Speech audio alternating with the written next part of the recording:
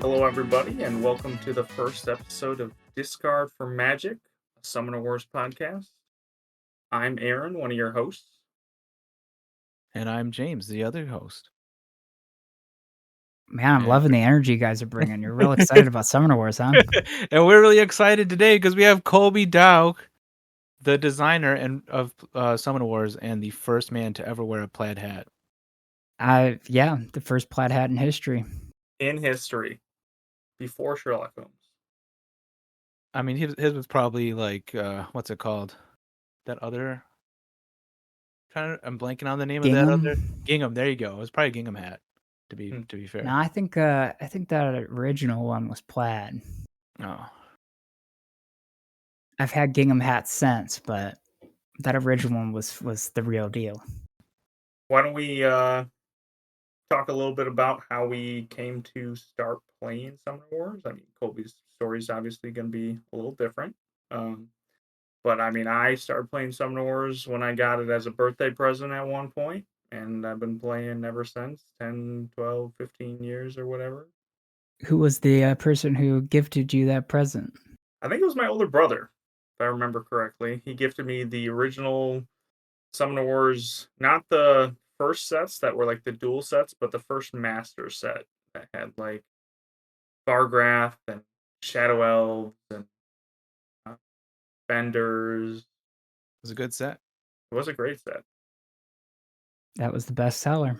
It was real good. I liked it a lot. Instantly hooked. I was saying, so me, I saw like really early copies before they were released when we were at Gen Con, and Colby was showing us like all the Heroescape players, early like Phoenix Elves and Tundra Orcs, and trying to just get hype up for the game. And I played it a couple times, and I showed my friend Joe, who other people might know as Spider Poison, and we decided to get into it a bit later. And I just kept playing, and eventually I started working as a play tester, and I don't know, it really hooked me, and I think just like a lot of the core mechanics are just so solid that I'm just curious how it all came together initially. That would have been back in 2009, right? Yeah, 2009. Yep, but and I used to play the team game a lot with kids at work because I worked in like a grade school, and there were kids between like age of 8 and 10 that I used to play the four of us. I'd play 2v2? 2v2, yeah. Wow. And we'd set it up so that I'd play as the cave goblins, and this one kid would play tundra orcs, and we'd play against the phoenix elves and guild dwarves most days. Nice. And that seemed pretty balanced. Back when that's all there was. Yeah. And I think I might have had 2 of everything, so I might have adjusted the common numbers even, or like thrown Con Queso in something. Because he was the first promo, and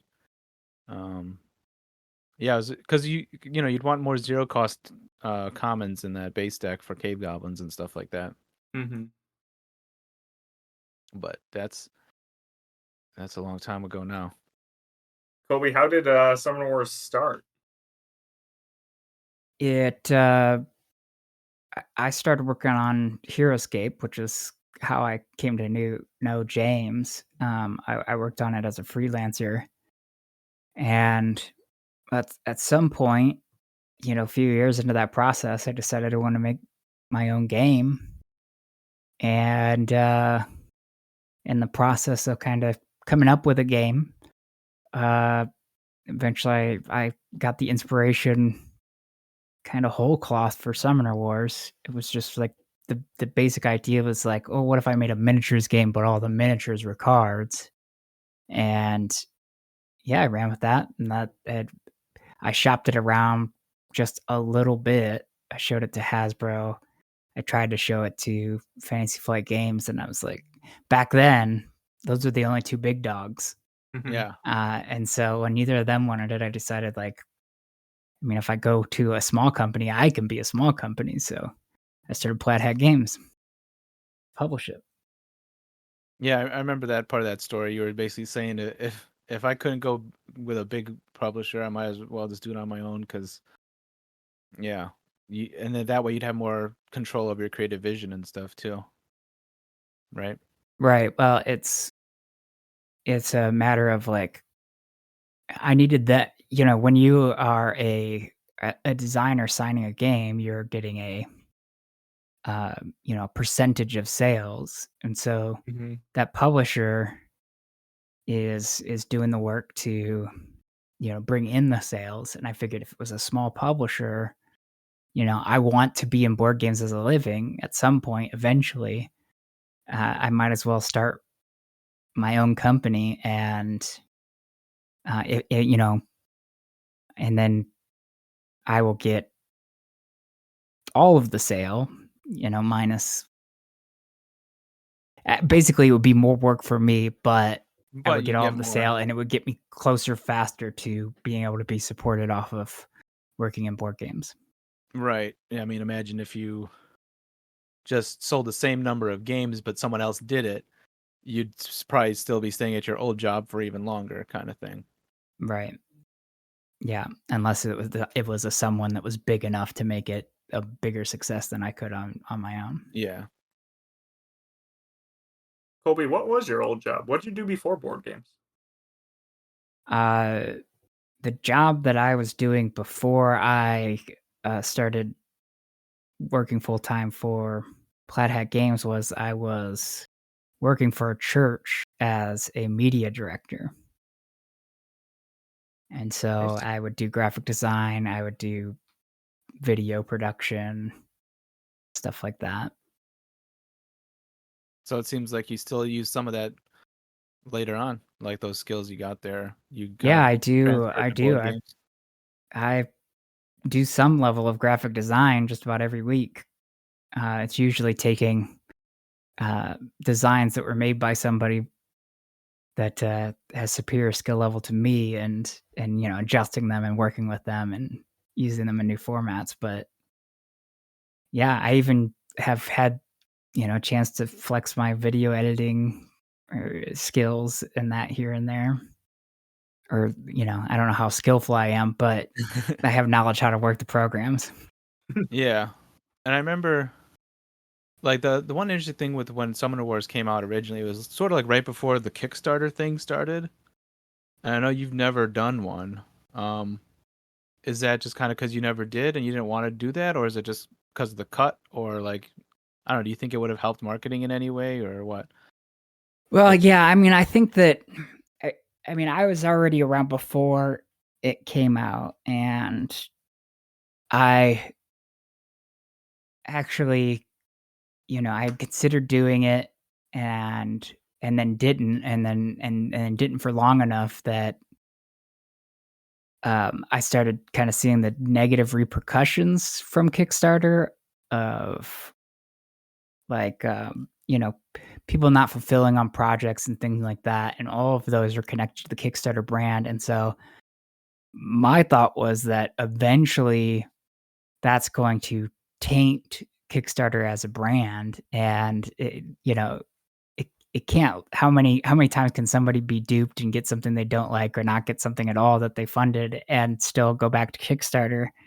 And I was wrong. 'cause, I mean, because there are like really large successful companies that keep using it, and it's Right. yeah. I mean, not Yeah. I to mean, I thought it was gonna end up being a fad, and maybe end up putting kind of a negative stank on companies that used it, but that never happened. I mean, I think there's like among certain circles, I think there is some of that, but they're not the ones that are paying all the board game companies for stuff. So, but the other thing I wonder too is that, like, if you think you did do Kickstarter, do you think it would have changed the way you create your games? Would Summoner Wars have miniatures for the summoners and weird things like that as Kickstarter goals, or what? I mean, if I was in the Kickstarter era and going via Kickstarter, yeah, I would have had to examine the landscape and look at what was successful on Kickstarter and why, and try to replicate that.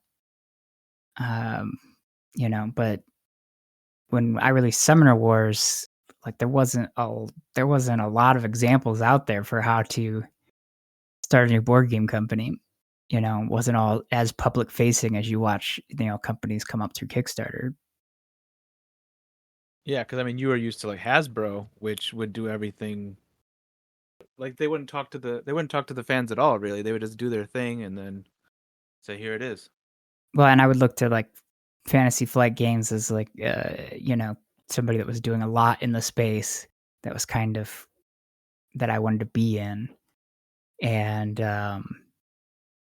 yeah, I mean they weren't out there like reporting on how they came to be and having you couldn't kind of track internally what was going on, whereas Kickstarter is kind of there's a number of people who are very open about the process and just kind of being on Kickstarter and wanting people to back you. You need a certain amount of openness because you're trying to get people to cheer for you and all of that. So I didn't have you know any patterns to follow.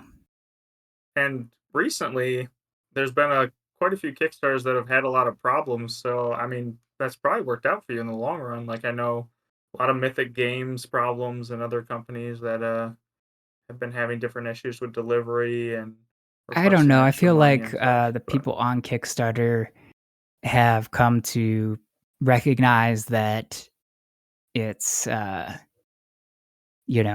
it's by the individual company you've got to be wary of, and so it's probably difficult for new unestablished companies to show up with a first game on Kickstarter these days.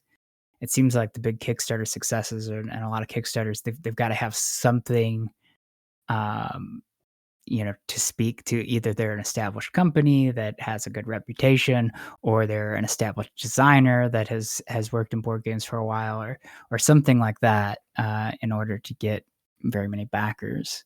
Because I think people just they just know when they're you know things seem risky, and they don't necessarily attribute it to the Kickstarter system as a whole.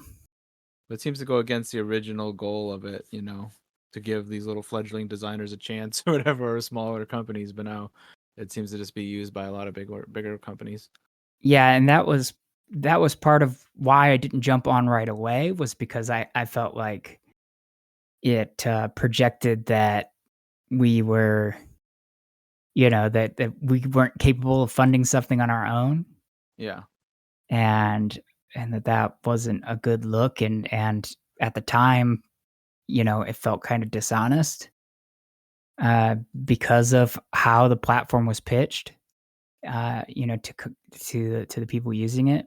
But I think that has changed since. I no longer think that anybody goes in expecting that they are, you know, backing something that couldn't have been funded without them.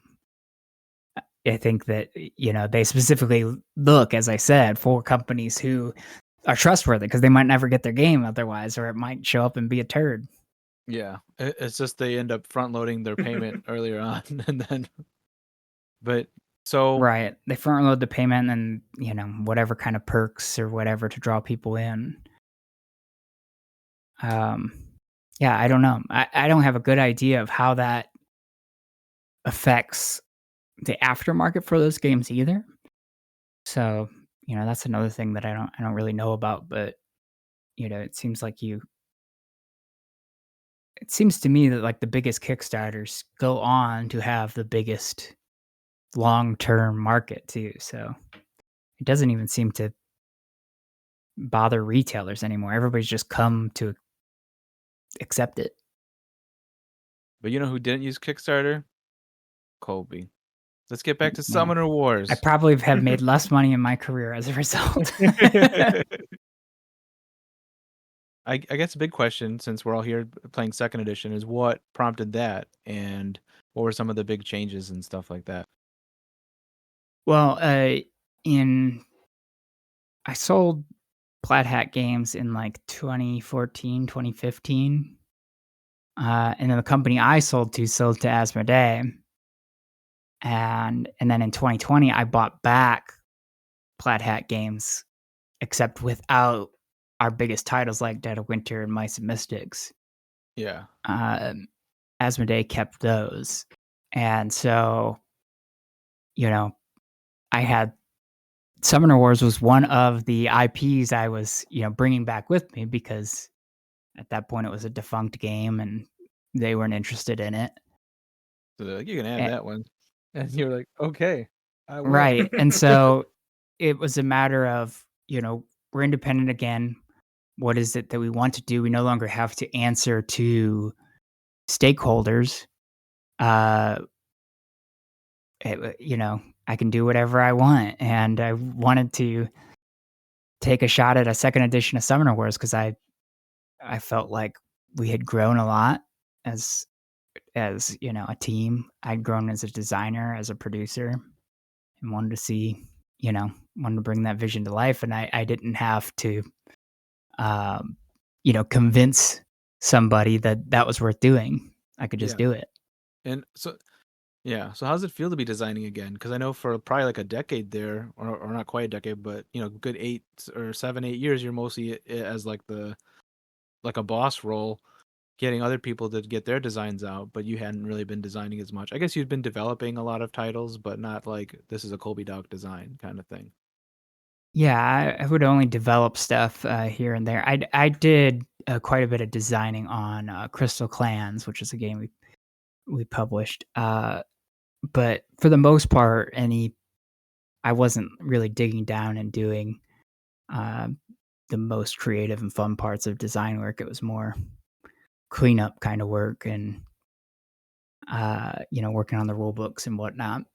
And I feel like you used So to like help Isaac with his designs, kind of develop them a bit with certain things, but yeah, yeah, at least early on. yeah, some content creation around a system or feedback on a system and stuff like that. Um, but I there are 3 or 4 games that I designed during that time, and I was just always like, "Well, this isn't as good as Summoner War, so I But think I let's be just fair. won't release this." Oh, yeah, I mean, That's a I high remember bar there to was meet. one that you were working on for a while. You had art and everything, and you asked me about it, and I was like, maybe it's just because Summoner Wars is so good, but I was just like, I don't know if this is gonna be like, and you, and it just like sat there for a bit, and I feel kind of bad for not like being excited about it, but at the same time, I don't know. No, I it was good feedback because it was very much a Y I've been told before, like, with Summoner Wars, like, "Don't do this. Don't go forward with this. It's not worth it." Uh, so, you know, I'm not so susceptible to feedback that I, give up on something worthwhile. Yeah, It's just it was accurate feedback, and it made me consider it might have been the main thing. I don't have a good of memory, but it might have been the thing that made me consider, like, do I really want to release something if it is a step down from the last thing I did, and decided that no, I didn't. That wasn't that wasn't how I wanted to present myself. Well, I loved first edition, and when I found out that second edition was coming, I looked into it as much news as I could find. I was spending all the time trying to figure out everything that was coming out. I was so happy to hear you guys were creating an app, which is fantastic. Uh, yeah, I mean, the changes that you guys made to second edition from first edition fixed a lot of things, which Yeah, excited that me a lot. was that was one of the things about wanting to make a new edition too, was that it's not just that you grow as a designer or a producer, but specifically you, thing that you did wrong in the system, and you're able to, um, you know, you're able to improve the system a great deal. And I think just in working on it too, yeah, I've grown a lot as a creator, content developer, and really understanding what makes a good Summoner Wars deck. I know the goal is to get to like 66 factions. Is that still something that you see as like reachable or I mean, that's something a you're looking to lot, do? and that's far off. It's more of a it's less of a goal and more of a, it's the cap. "Hey, look, if this game continues to be popular, look how far we have that we can take it. There are 66 possible combinations before we run out of combinations because of the fact that there are 12 build symbols. That's quite a few. Yeah. So that's one of the bigger changes in second edition is these build symbols rather than just having the old 16 factions. What kind of pushed you in that direction for having the build symbols, do you think? It was learning from mistakes from the first edition or in this case, not even a mistake design wise, but a mistake kind of from a marketing end. By releasing the second summoners, doing 16 factions and then revisiting those factions, you had to identify what the difference was between them. So this one was Fallen Kingdom, okay? If this one's revisiting Fallen Kingdom, what is it? And we call them second summoners, and identifying them as such meant that the things with second on it and sell, even if the first summoner from that faction was an imprint or something like that. They just wouldn't sell as well because there was this like, well, I shouldn't get this one first because this is second on it. So it really made it hard to manage stock, in a way that it just like clearly all these second summoners, there's just a big drop off in sales. That Even though if you like talk to like the hardcore players, are like, oh, these are such great designs. I'm so glad they made these. But like when it comes down to those people outside of that central core, it just wasn't selling. What you're saying, right? The new player wasn't likely to pick up those, and so then that's like an economy of scale issue. If you can't make enough of them, then you can't really afford to do it because you got to get the cost down by printing enough. The fewer you print, the higher the cost is. And so, kind of my solution to it with this one was to, instead of revisiting factions, I would do these deck building symbols so that factions could share some stuff in common with one another, and that would be how you would build the deck build. Instead of having to wait for more Fallen Kingdom cards, you could build anything that was Dark or Fire into Fallen Kingdom. And so the deck building were natural faster, and then everything, because the reinforcement packs didn't sell as well either. So the reinforcement packs and the second summoners. So it was just pretty clear to me that everything should be a unique faction ready to go pack, and then after that it was just solving for, okay, how do you do deck building in that, because I knew I wanted limited deck building. I didn't want like, oh, you can put any card in any deck, because I think that it's too much to consider when you're making new cards. I mean, I think it works well. Mm-hmm. And I know both Aaron and I have gotten into the deck building side of things, and because obviously Aaron just won that big tournament. Yeah, congratulations. Thank you. It was a fun tournament to take part in. Oh my gosh, that friggin' cave goblin maneuver was just stunning. The brute force. Like that brutal force turn? That poor high elves player. Was that what it was? It wasn't high elves, it was Sarah. It was Vanguard. Yeah. It was Sarah with high elves in her. Yeah. Deck. She had played Sanctity. Yeah, that's why I was thinking high elves. Played Sanctity, like lost 9 damage. thought she was well protected, and then lost 9 damage and had her exit routes cut off, all in one turn. Yeah, it was pretty brutal. So, what's your favorite faction that you've designed, and why is it Cave Goblins? I mean, my favorite is factions. The ones I'm most excited about are, of course, the ones that are coming up. Coming up. It's always the next one to come up, just because it's the freshest, and and you get excited for what's new.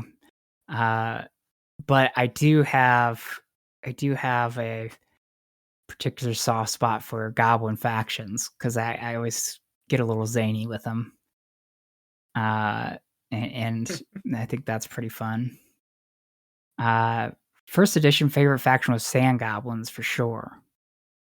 Uh, I don't I don't know on second edition. I don't know that I have a one that I can point to as my favorite. I think I really like to constantly change it up, play with a new one, and that's part of why I'm excited about new factions too all the time. Is like part of the fun for me in the game is less about mastery and more about seeing, you know,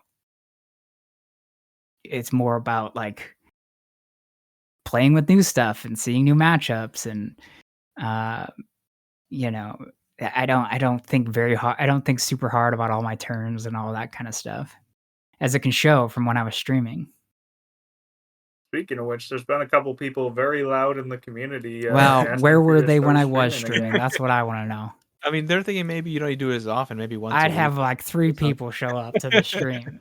That's pretty deflating to take time out of your day every day That's to do fair. it and have and there would be like 100 views on YouTube when I put one up on YouTube. It's just like this is not a good expenditure of my time. But when we do like the tournament, when we're the talking heads for showing a tournament game, like that feels good. That's well attended. Yeah, I mean, I always So enjoy those streams too. I So. think it needs to be more of a special event than a because they say that consistency is key, but I did it consistently for a few months, and it just didn't seem to be going anywhere. So I had to get real with myself and be like, I don't think I'm entertaining enough for this. I'm not drawing. I'm not drawing a consistent crowd.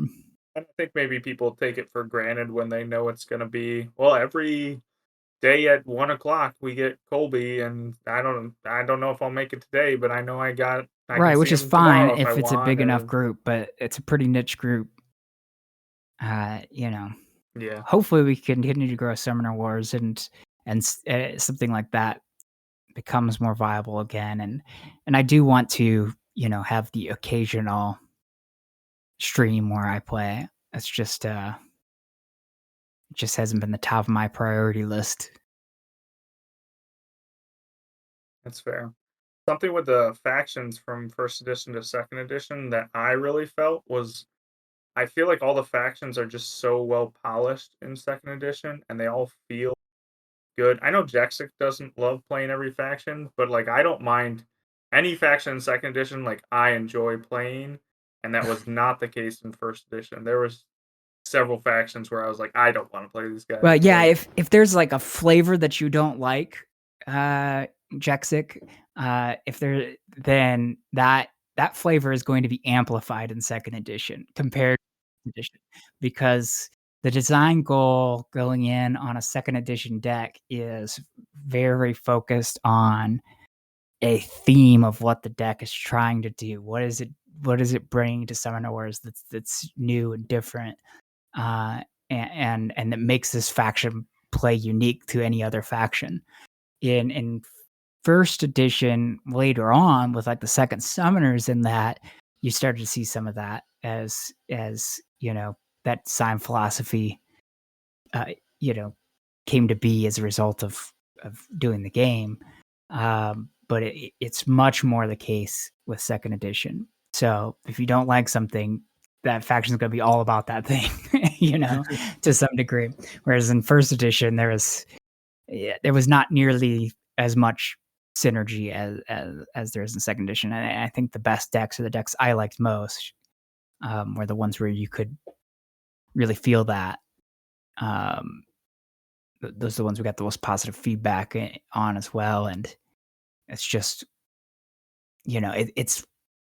it's what people want out of, like, if people are playing a game like Magic the Gathering, like the experience that's exciting about wielding a deck is pulling off all these crazy combos and and doing some broken stuff. Like that's the fun. And so it, especially with second edition, it's like I want yeah, I'd be happy if everything felt broken, in its own way.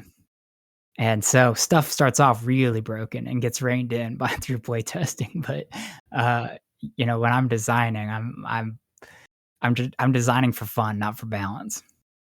And balance comes later. So again, going back to the symbols, those kind of inform the design of the factions as you're kind of checking off and saying, well, what would a faction look like that has these two symbols? Is that kind of Right. where? It's really it's a limiter that is really has the opposite effect. Like that limitation definitely helps the creative process by just getting you thinking about how combining two of the symbols, because each symbol has its own flavor. Uh, by combining two of them, what could that look like? What would the theme of that be? What would it be doing? That's been part of the creative spark and part of the fun in designing factions for second edition. So like the dark symbol, the moon is sacrifice. The shield, the divine symbol is protection, and so on and so forth. And so you start to, so with the Crimson Order, it was a combination of dark and divine, and how to sacrifice and protection work together. Seems like a conundrum. Right. Yeah, that was part of the fun. So you said that you're almost always looking forward to the newest decks. What have been the most fun decks for you recently to design? The Mountain Vargas was really fun because it was, I mean, it wasn't even, it was one of the simplest bits of design ever, because it's very reminiscent of the first edition in a lot of ways. Like the summoner's the exact same ability, and but yeah, that's the case in a lot of places where like, oh, this summoner has a very similar or the same ability as it did in first edition, but how can I make the deck all about that? And how can I make it so that you want to involve your summoner? And it's not just, they're not just the king in chess and sitting in the back row. Yeah. And so, it's you take the old design and you're amplifying it. And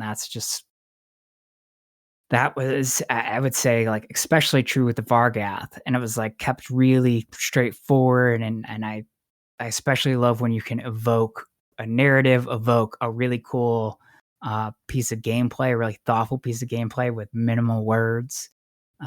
That's something that's really satisfying to pull off, and I feel like the Mountain Vargath do that really well. Yeah, But I'm looking forward it's to usually them. it's usually like the very last thing that I designed. And I mean, Storm Goblins. I just got through alpha testing those, which is usually just a few tests with the printed out copies here locally between Joe and I, and I've got them to a super fun place that I'm really excited about. Um, the summoner has an ability called Circuit, and Circuit says that units adjacent to this unit have Circuit. Okay. And so the unit adjacent to if there's a unit adjacent to your summoner, that unit has Circuit, and then any unit adjacent to that has Circuit, and then any unit adjacent to that has Circuit. And so you're creating this circuit, like this electrical circuit of flow, unbroken flow to your summoner, and then your summoner has the ability to just damage everything that has Circuit. Just deal 1 damage to everything that has Circuit. And there's a bunch of cards that deal with the circuit, a bunch of cards that deal with helping you create the circuit or avoiding damage on your own units that are in the circuit and stuff like that. That's really neat. That's yeah, Sounds and it's wild. really fun. Like that, the first design of it was not very fun because it was kind of hard to set up. But the idea we evolved the design around the idea, and now it's like super fun. Like it's really satisfying to click that circuit into place and damage your opponent's summoner from across the board. Yeah, I mean, I've really been impressed with the direction designs have taken. I mean, like the High Elves are the most recent one that everyone has been able to see, and just like that whole double edge mechanic throughout the whole thing is really cool. Right, and if you didn't like that, like you would especially not like the deck because it's going to be all about that. As to what I was saying earlier, so I think that more so than than even first edition. It's like you can really just pick the decks that you like. And so even I feel like well, I have seen some people say like, oh, 66 factions. They're going to do 66 factions, which it's not what I said. I don't think. Eh, but it's like it's just too many. Like, or the factions are releasing too soon. It's like you really don't need to be a completionist. Like, Board I gamers wish like that doing I that wish that though. people did not feel that way because stay in your budget. I like if you're excited about something new, if you play enough that you're ready for something new, then we got you. If you're not, like, please don't sour yourself on the game by overspending on it. That's not it's definitely not my goal with the release frequency and that it's very much like the other side of things is there are people who are very excited about the new stuff and want the new stuff and ready for that new fresh shot. You heard it here first. Colby says, "Don't buy Summoner Don't Wars." don't buy more than what No, what you want to spend on it. that's the thing. Like more than anything, I feel like the way that the game is put out like respects the consumer rather than trying to hoodwink you into buying more. You know what I mean? Like I think that the expandable format, the what you see is what you get format is, you know, the reason for doing that is in the customer's interest, right? Rather than a blind buy. or just like or loot boxes, any of that kind of stuff that a lot of other online games do, or like these weird currencies and stuff, like all these meta games. It's like I really respect that you can either do the subscription or just buy a few factions you want to play, and you're just welcome to just go as much as you or as little as you want. But also like nothing is nothing is locked behind time or whatever. It's just like if you want this deck, you can have it, and there it is. And it's not a pay to win thing because it's not like, oh, these decks are all more powerful because they came out later or whatever. It's like they're tested to the point where like everything feels like it can have a good shot. And I just think it's a really refreshing take on how to actually market these kind of games. And I wish more people would do it, or more people would I think appreciate people what are you've doing what done. makes them the most money. Whereas like I've already had a company, sold a company. I'm interested in just making sure that the company is surviving and that all the people who come to rely on it can rely on it. And you know, but even because I don't know that these like 2-player competitive card games, uh, expandable card games, that they're not really what's hot right now. I mean, that's part of why didn't I think I could pitch a second edition of Summoner Wars when I was at Asmodee? It's like, uh, um, the numbers were saying, yeah, don't do that. Because Fantasy Flight was getting out of all the competitive ones and just doing cooperative Yeah, like expandable. the Arkham Horror one and stuff. Right. I mean, because it seems like people who get together to play games, to play these card games, they're going to be drawn to what the most people are playing, and so the big dogs win. So you're saying there's gonna Um, be a co-op Summoner Wars coming out? I'm not saying that. I didn't think so. I don't want it. I'm just There is a solo play version on the app. Only yeah, the Cave Goblins. the Obviously, want to saga. expand on that, but it relies on an AI. Seems like it'd be hard to make an AI for Summoner Wars, which is why like Joe was experimenting with just like amping up the numbers so it's harder to kill Takulu or whatever in the app. That's part of what you can do with the sagas is like the AI doesn't have to be all that good if you give them unlimited units or something like that. Yeah, you can set the deck against the player to make up for kind of the AI's skill level, and then of course have different skill levels on because the AI is good enough to give new players a challenge. I can remember one of the first times I played on the app, I lost to the AI.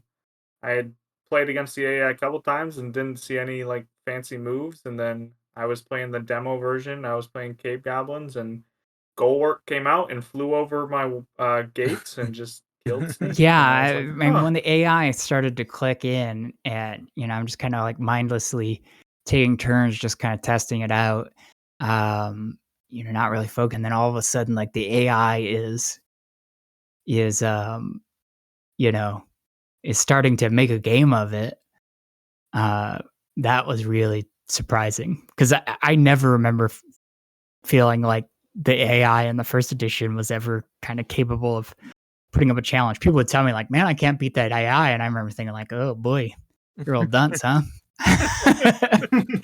Because the AI, I felt like always struggled, and I think this AI does its job.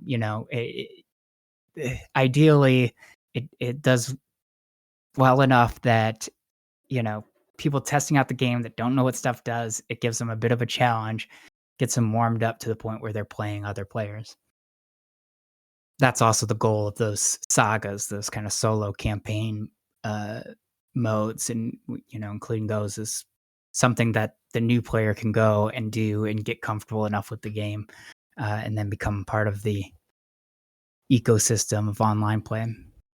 and then when they come and play in the regular queue, they're like, "Why doesn't Cthulhu have 45 health?" Right? Yeah. It'll be it'll be interesting. Right now, I think the player base is small enough that like a new person showing up for online play is really gonna struggle. Like the people who play online are really good.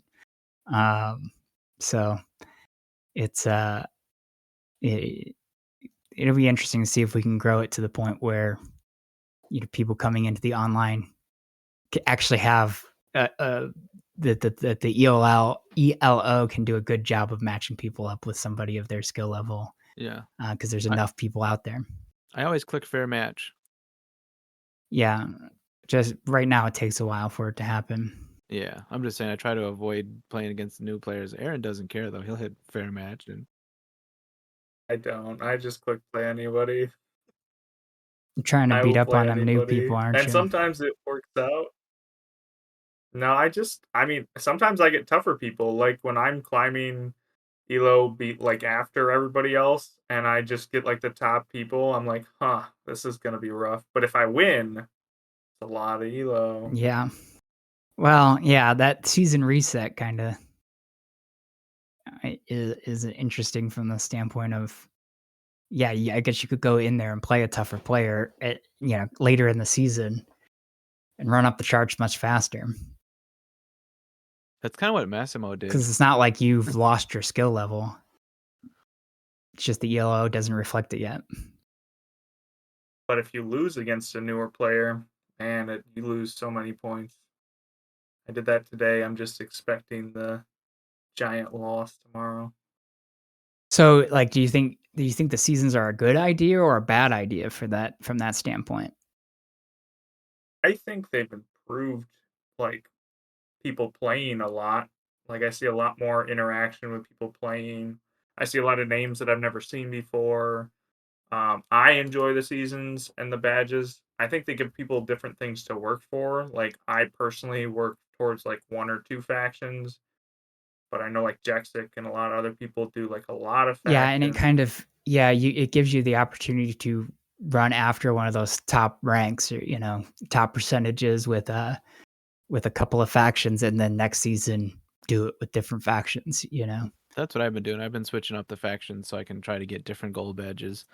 Although I think Aaron is saying he just wants to get a couple of the same, so he can just be like, I have 3 fungal dwarves gold badges or something. Yeah, and I just push to be I don't know, I have different goals than some of the people. Like I know some people want a gold badge with every faction and they try some people did it I think in one season or like pretty close. And I'm more just like I want to be the number one in the factions that I think I'm the number one in. It's gonna be. I've actually managed to get up there with cave goblins, and I'm like 2 with Eternal Council right now. But But another change from first to second edition was the increased health and attacks. What made that happen, Colby? It increases the number of dice you're rolling, and so kind of makes that the luck curve more dependable. within a game, kind of the number of dice you're rolling, it flattens out. You know, and thus makes the game less luck based. I don't think the game was that, even with first edition, like particularly luck based, but The the other thing it also seems to allow you to do is it gives you more freedom in the design space. What like if you want to have a zero cost common for the cave goblins, before it was basically it's like one stat line they could have. They'd be like a one attack, one life for zero magic, pretty much. And now we've got climbers, you got clingers, all these things different stat lines at the same cost. Now that you have bigger numbers.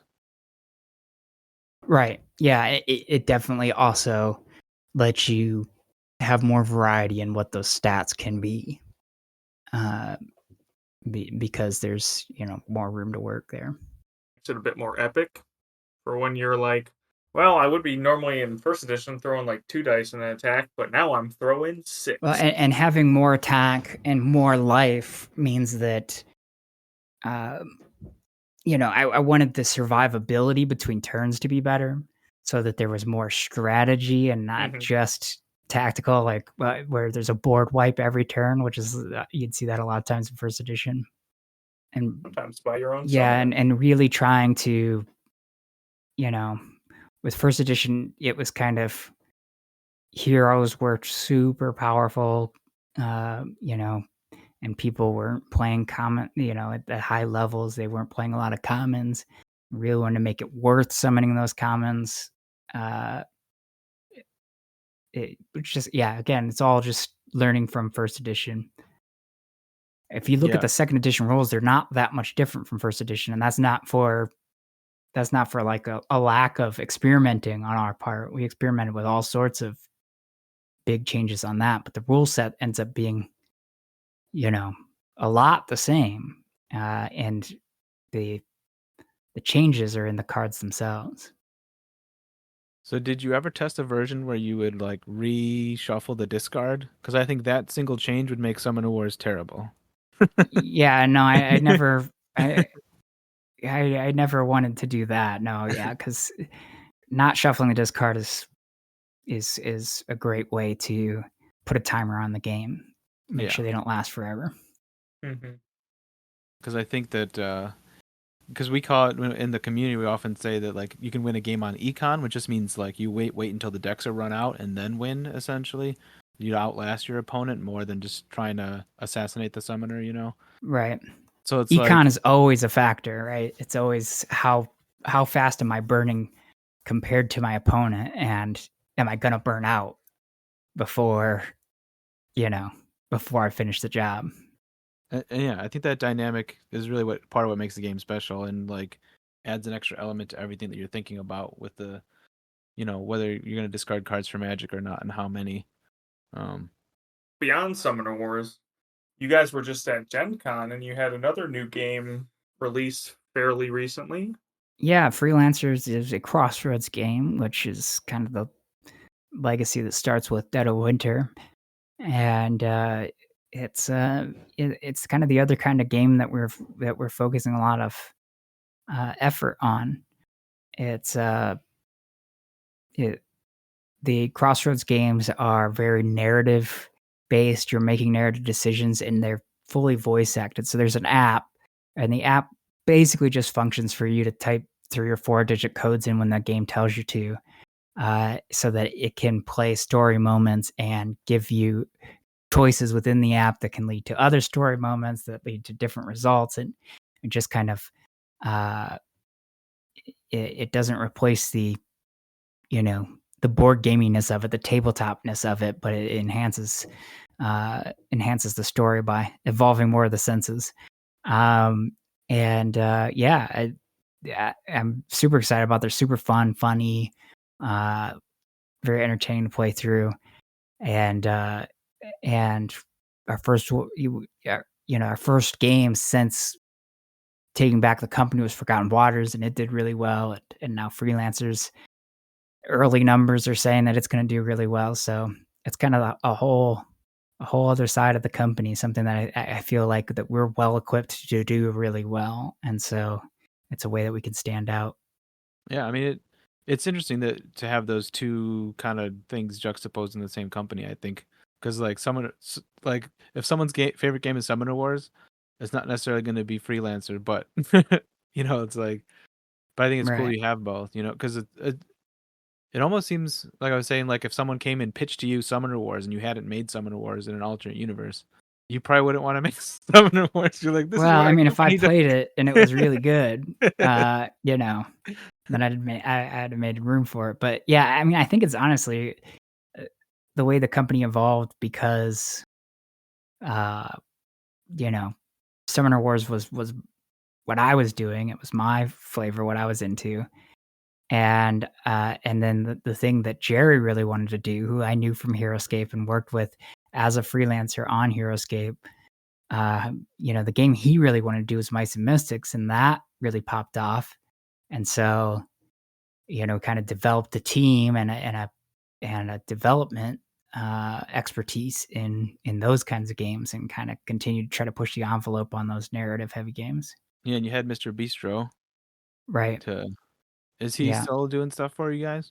Yeah, he's a full-time staff member. Does Jerry have anything in the works? Yeah, Jerry's working on the next Crossroads game. It's going to Oh, be a space adventure kind of Guardians of the Galaxy, Firefly Ooh. kind of feel. that sounds cool. Yeah, I played Forgotten Waters and I really liked it. We played it with big groups of people, and it took a decent amount of time though. Is Freelancers still a similar like Now, time frame freelancers, to the Forgotten adventures Waters? are typically shorter, and it doesn't have the um, you can only save it at a halfway point. It's got the ability to save the game at any point. Mm, Uh, and pack it that's up nice. and resume later. But it's also like each adventure is plays out quicker. Um, with Forgotten Waters, they could be 3-4 hours. Um, with freelancers, it's like 1.5 2 hours.